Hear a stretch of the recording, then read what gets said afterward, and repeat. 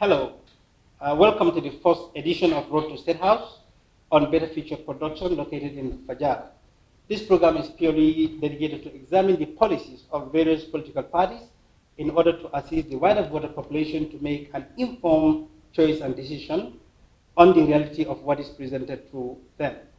With me today is one of my colleagues who will introduce himself to the wider audience. You're welcome, sir. Thank you very much, Mr. Cham. Hello, I am Lamin El Sanya. I am a reporter for Better Future Production and, of course, a student in the Gambia School of Journalism and Digital Media, UTG. Thank you so very much, gentlemen. We're going to make a total review of the entire electoral process of this country.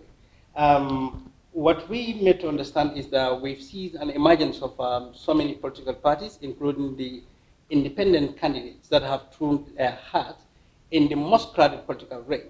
Don't you think that speaks of the realistic democracy that Gambia has?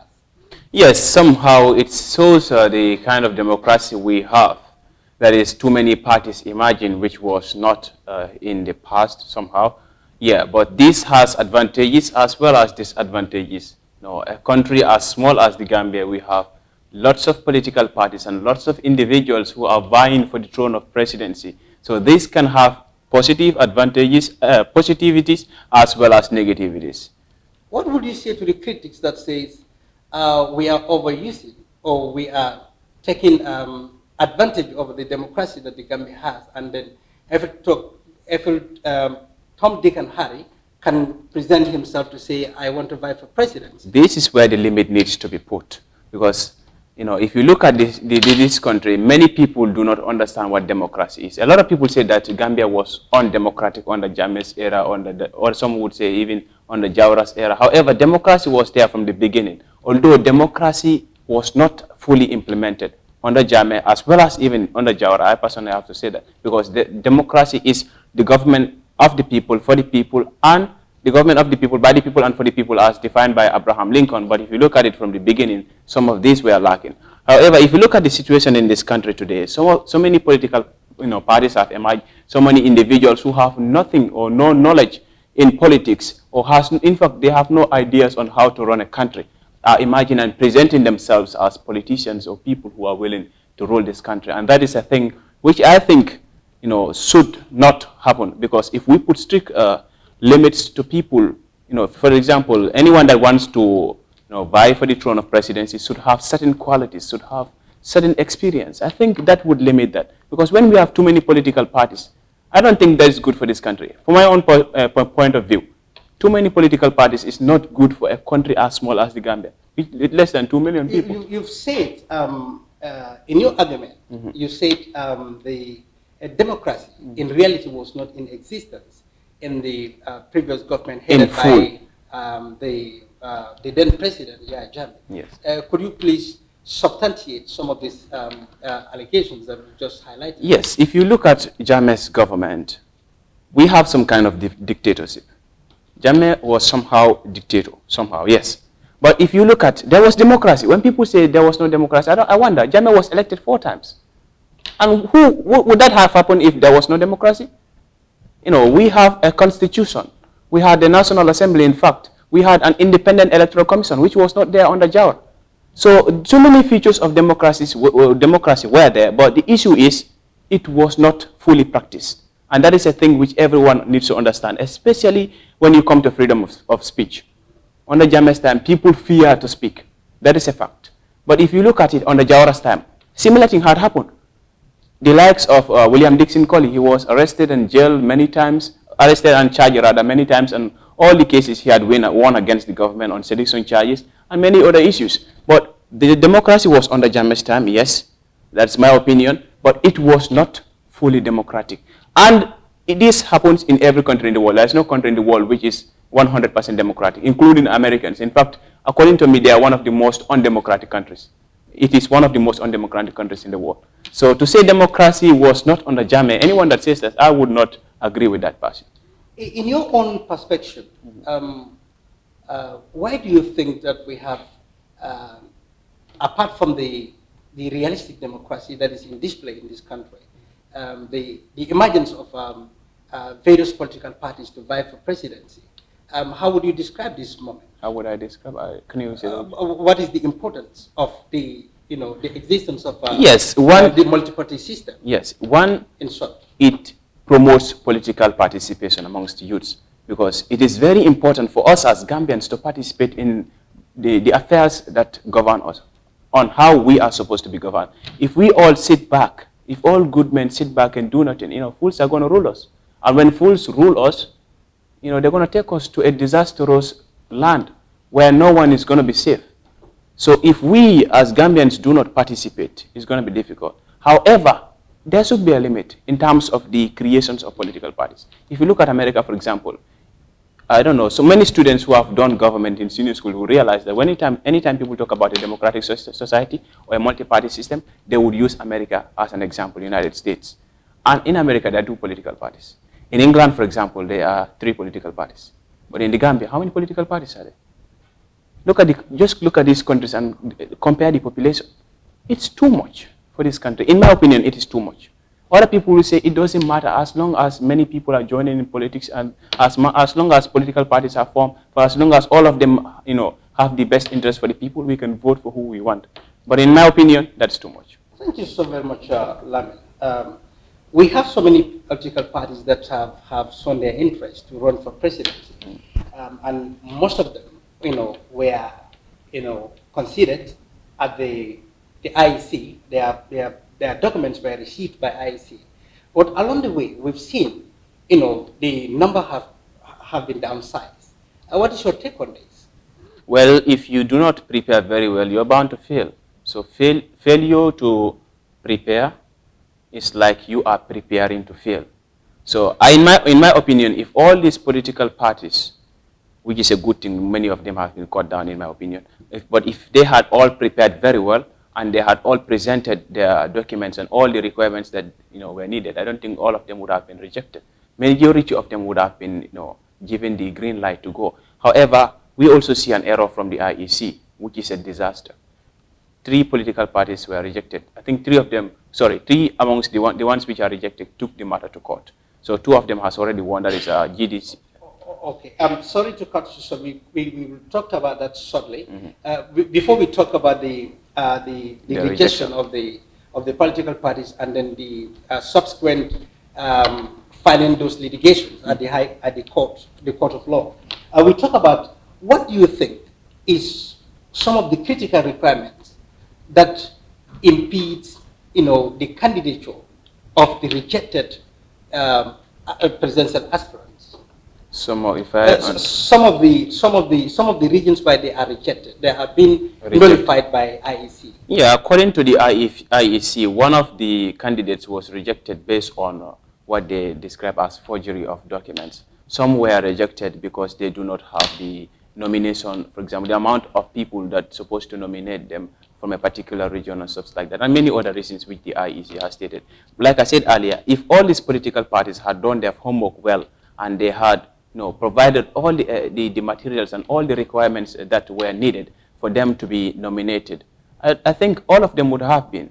However, I personally don't prefer that we have so many politicians vying for presidency, at least 6.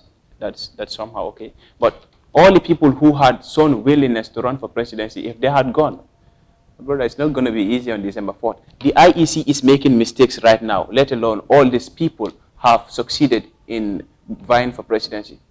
What is going to be the fate of this country come December 4th?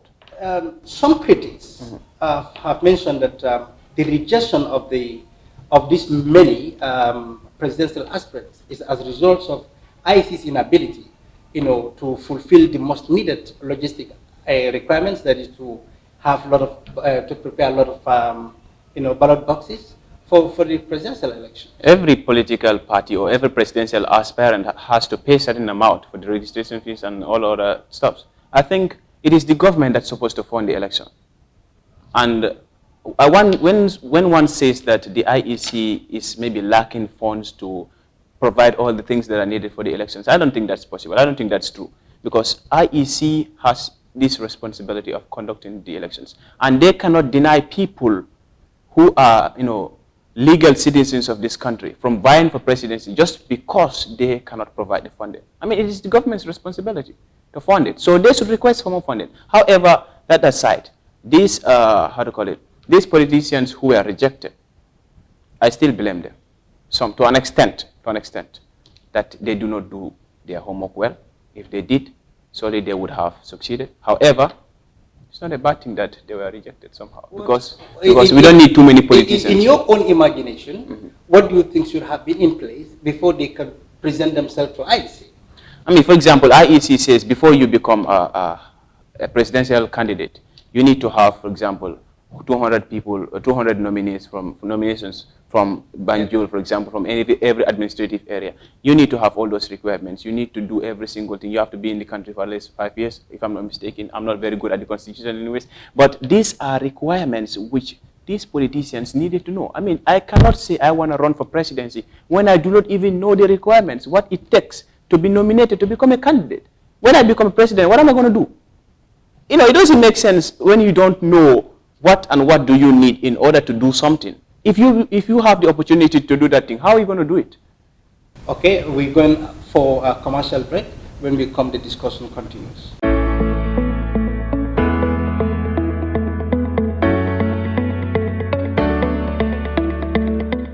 Hello, lovelies. I'm Miss Hadijo.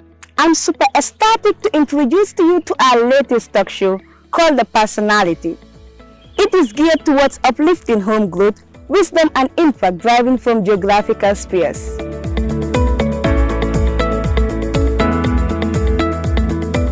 The Personality program shall be a medium where we involve relevant authorities and private individuals to discuss on issues ranging from psychology,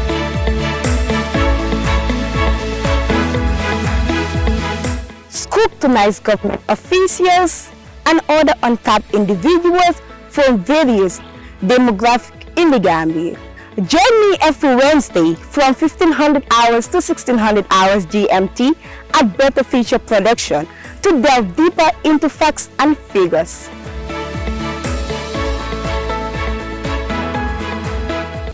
Thank you so very much. You are watching on Better Future Production. This is the first edition of the Road to State House. I am your host, Alkali Cham, and my guest today is Lamil Sanya. Lamil, we are talking about some of the presidential aspirants that were rejected by IEC, and you have highlighted some of the factors that might be the leading cause of them being rejected.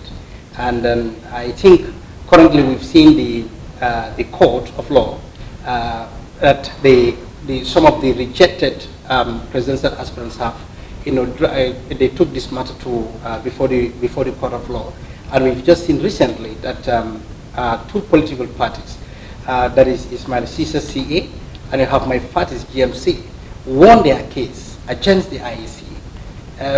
Don't you? That looks surprising to me. Yeah, I am not that much surprised that these people have won the case against the IEC, which is why when I said I blame these politicians who were rejected, I said to an extent. But if you exceed that extent, you realize that the blame comes back to the IEC, because I do not believe in the competence of the IEC. I believe that this IEC, especially the chairman who is in place, is not competent enough to hold these elections. He lacks the competence. Imagine, just before the elections, politicians are trying to register, to tender their nominations for them to be president. You as an electoral body, in the electoral house, violating your own electoral laws. What does that say? It shows clearly that the IEC does not have the competence to hold these elections. So they rejected these people unlawfully, especially Sise and this guy, my father. And I believe, if other politicians also were to take the matter to court, solely, they will also win the case against the IEC. Although there are some other people whom I am sure that they do not even have, whom I blame for the failure. I think IEC should be very courteous in their drive to ensure that a peaceful election is conducted, because the Gambian entrusted them with the responsibility to manage the process of the election. In fact, if what people are saying outside to say these are errors that is coming up, even before the elections, it might definitely cause a kind of chaos among the political the political family in this country, and then this is not what is expected of a body that is entrusted to manage the entire electoral process. IEC is independent. Nobody is interfering in their affairs. They should have competent people to handle their affairs. And if that is the case, I am sure all these mistakes that are coming out would not have come out. Because if IEC is making these terrible mistakes at the beginning right now, what will happen come December 4th? Last time, they made a mistake which nearly put the country on flames. Imagine the IEC chairman announcing 2 results. I mean, one of the weirdest thing that has ever occurred in world history, where the Independent Electoral Commission will announce 2 conflicting results. Not just that, the National Assembly came. They did terrible mistakes. Still, these people are, this same incompetent person is being handled. When the Jammeh government was removed, Barrow's government, initiated many commissions. So these commissions were meant to investigate certain things under Jammeh. But I believe that, like this guy said, what's his name again? I watched him on Fatun Network yesterday, Samsidin Sar. He said, why did the government also create a commission that would look into why the IEC made the terrible mistake which they had done? Because if that were the case, I agree with him on that. If that had been the case, they would have found out why is IEC doing that. Perhaps they will realize that the IEC is incompetent. And therefore, the personnel who are mounting, the incompetent personnel who are mounting the IEC position should be removed. Even the former IEC chairman, he said one time on a newspaper that this guy is not competent enough to handle the elections. And I believe that he should have been removed long ago. Some of the critics have mentioned that the current chairperson of the IEC, Mr. Njai, is aging. Perhaps his age is overriding, his functions in the office. And then, what is your take on this? Are you in favor of those that says he should we should change him because he's old? And then we have only 10 days to elections now. No, for now it's too late, because if we change him now, I'm sure it's catastrophic. But I'm also telling that people should be careful of this IEC. Let me give you this example. Usainu Dabo, the leader of UDP. Many people say that Dabo is old, and therefore he should resign. Many people say that Halifa Sallah is old.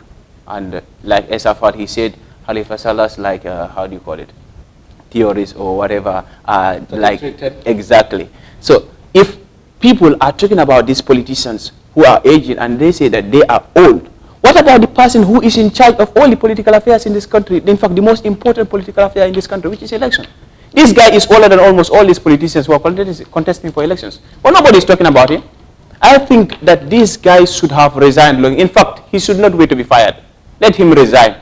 The Gambia needs peace. He is old. All right. Thank you so very much. This issue of the court and IEC being described as incompetent has caused a lot of outrage in the public. And of course, it is left to you, the viewers, to decide whether Mr. Njai should lead us through the elections or not. Well, as of now, I think it's too late for us to change, because if we change this guy now, I'm sure it's not going to go down well, because there's so many risks attached. Okay, Lami. Currently, we are now on the campaign trail. We've seen the political parties, conversing for votes. It is one of the requirements that they have to tour the country to meet the people, and they sell their manifestos to the electorate. And then I think at the moment, some of them are wrapping up. But then a very, very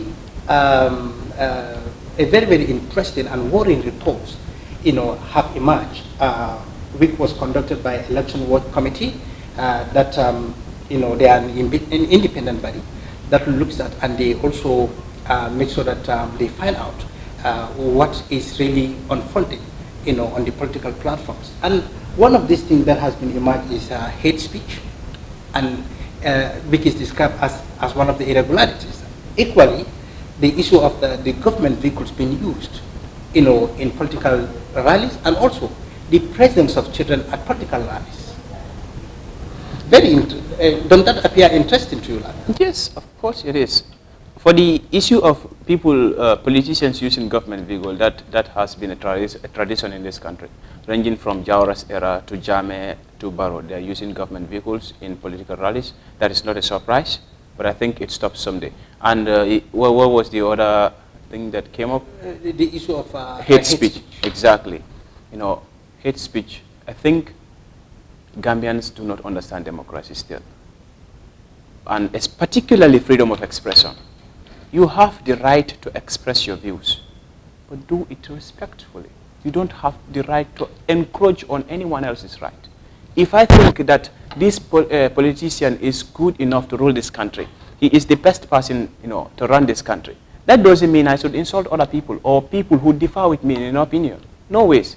This is a thing which needs to stop.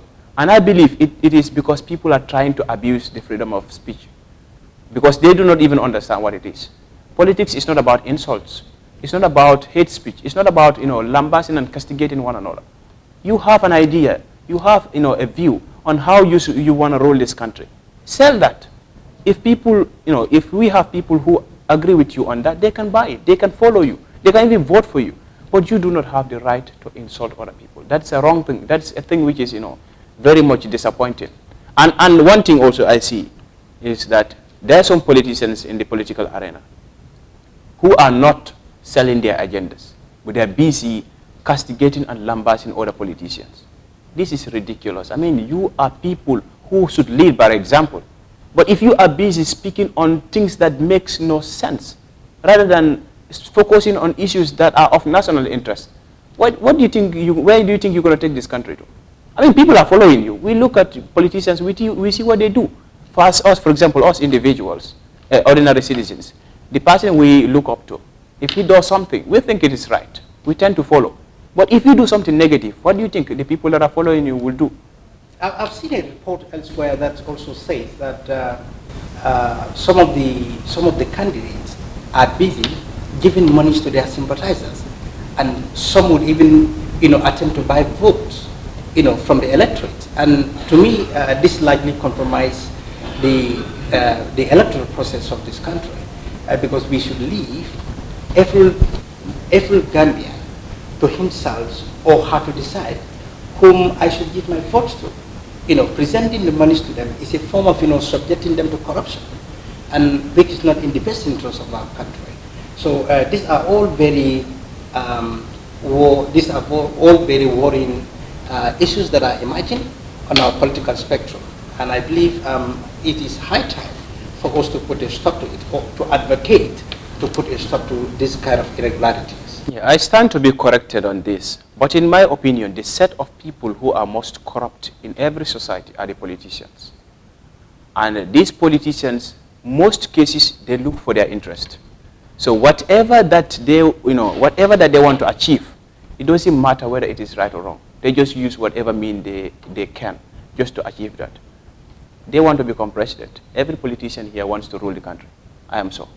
All these people who are vying for the throne of presidency have something, not only for the nation, but they also have their selfish interest. I believe that. So even though they may have some intention for the country, but they also have some selfish interest. And sometimes their personal interests tend to override the national interest in their hearts.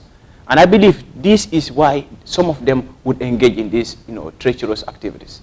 So last time, many times, in fact, this has not been the first time these irregularities has been happening in this country. People buying votes, people, trying to give money to other people just for them to vote them. Hey, if you are a Gambian and you want the betterness of this country, do not accept money from anyone, any politician. Your vote is your voice. Go ahead and vote. Do not sell your vote to anybody. Why should we? So thank you so very much. Lamin says, challenge you to say your voice is your voice. So you make sure that your vote is important, and you keep it, and wait for only the election day, and you go in and cast your vote. So thank you so very much, Lamin. We are almost at the tail end of the program. We've seen recently that the Gambia Democratic Party also received the endorsement of the then President, Yahya Jammeh. And of course, week does not go down well with the current government. And they've issued a statement to say that the then President who is now residing in Electoral Guinea, has to distance himself completely from our domestic politics. Don't you think that is an infringement, on his political rights? On whose political rights? Yeah, for the government to issue a statement to say that he has to distance himself from our domestic politics because he's not here. The question here is, how many Gambians out there are speaking about the political system in this country? There are so many Gambians in the diaspora who are talking about the political system in this country. But who is talking about them? Who is telling them to desist from the domestic politics in this country? Although Jammeh sometimes can be otherwise, his words sometimes can be threatening. However, I believe that Jammeh still has a right, even though he's not in this country, to talk about the political affairs of this country. He's a citizen of this country, of course. Although if he does it in a manner which is wrong or which can intrigue something negative in this country, I personally would advise him to stop. He has been a leader in this country for 22 years. And his reign has so many, stains on it. Although he has done a lot for the Gambian people, we appreciate that. I appreciate the good which he has done. But equally, he also has done so many wrongs.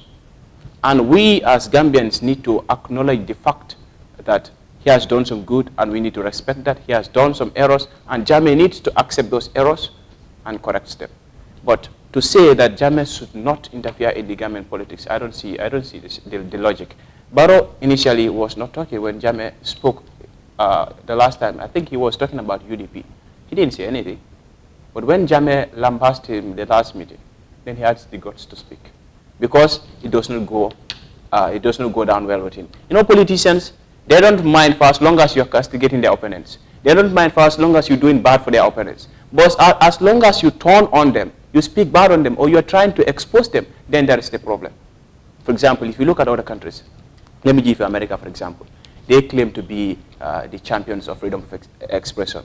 For as long as you are speaking against other people, you are, saying many bad things against other people, you don't involve them, there is freedom of speech. But involve them, there is no freedom of speech. They call you bad names, they call you worse names. The same thing is happening in this country. When other people do bad things, politicians will not condemn because it is not against them. But once it is done on them, then they would tend to say it is bad, it should not be done, it should be stopped. That is why I always say politics is in line with hypocrisy. I say that, and I mean it, and I don't regret it. Thank you so very much. My brave guest today, Lamel Sanya. Lamel, thank you for those elaborate expressions and on the issues that have been presented to you here. Our last topic of discussion, or what we should analyze here, is the considering the sensitivity of elections. The presidential candidates were converged at the International Conference Center to sign what we call the Code of Conduct. This will guide them to ensure that a peaceful election is observed. I believe this is a good move to ensure that we have a violent-free election. Yes, every politician should wish what is best for the Gambia. And I believe every politician out there, somehow, to an extent, has some goodwill for this country. It is only a matter of allowing that goodwill that they have for this country to grow and let it overside or supersede their selfish interest. If that happens in this country, I am sure all these politicians will talk good and will use positive words and will encourage their followers to do the same in their political campaigns. And they will make sure that there is a well-observed code of conduct amongst themselves as well as their followers. And with that, I believe we are going to arrive at December 4th peacefully, and we're going to come out from the elections peacefully. Thank you so very much. That remains the hope of every Gambian, to ensure that Gambia observed a peaceful election. So that marks the end of this program. Till I come your way again, I was your host, Alkali Chan. Thank you.